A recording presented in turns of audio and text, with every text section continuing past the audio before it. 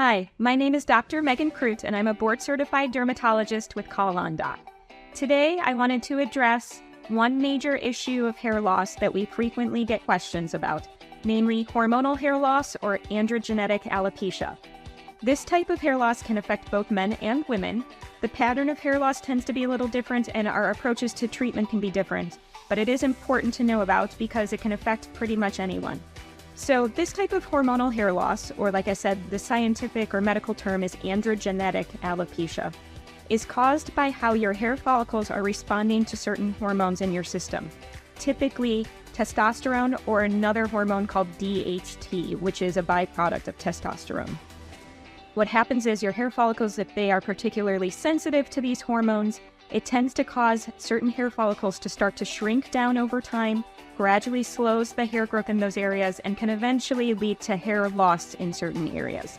Now in men, the areas that are affected by this type of hair loss tend to be the frontal scalp, the temples, and the top of the scalp. It tends to start as just very gradual receding of the hairline, but can progress to full hair loss, including the whole top of the scalp in more severe cases. The timing of this, sometimes men can start to notice these changes as early as their late teens or early 20s.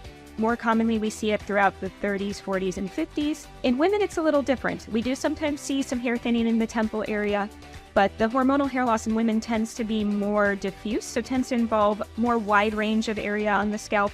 The top of the scalp tends to be affected, but instead of causing almost full hair loss in those areas, it just causes gradual thinning of those areas. So most women will come in noting that their part in their scalp of their hair seems like it's wider, or they're starting to see more of their scalp over time. It's getting sunburned more easily, things like that. It doesn't tend to involve fully formed areas with no hair. So the patterns between men and women are different. The hormones that cause it are the same. The hair follicles in different areas are more sensitive than others, so that leads to the different patterns. It tends to be a very slow onset, so something that you start to notice, but it progresses over years. So if you happen to have very sudden hair loss, it's unlikely that it's only due to this hormonal component. Also, if you notice different areas that have completely bald patches, that is not likely due to just hormonal hair loss.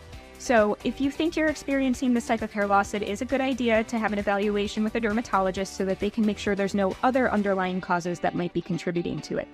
If they determine that it is most likely due to just these hormonal influences, there are several treatments that can be used, and that differs based on each individual patient, whether they are male or female, whether the female patients are postmenopausal or premenopausal, so there's a lot of things to be discussed. Treatments are typically either aimed at minimizing the hormonal influence on those hair follicles by either blocking those hormones or stopping the conversion of hormones into the active form, or there are treatments that are just meant to help stimulate those hair follicles to grow faster, thicker, and stronger. A lot of times there's a combination used to address the concerns. And like I said, it's going to be a very individualized treatment plan, so not one treatment works universally for everyone. So if you think that this is something that you're suffering from, especially if you have a strong family history of men or women or both having hair loss, then be sure to discuss this with your dermatologist, because there are definitely things that can be done to hopefully help retain the remaining hair that you have and potentially even help to regrow some of the hairs that have been lost.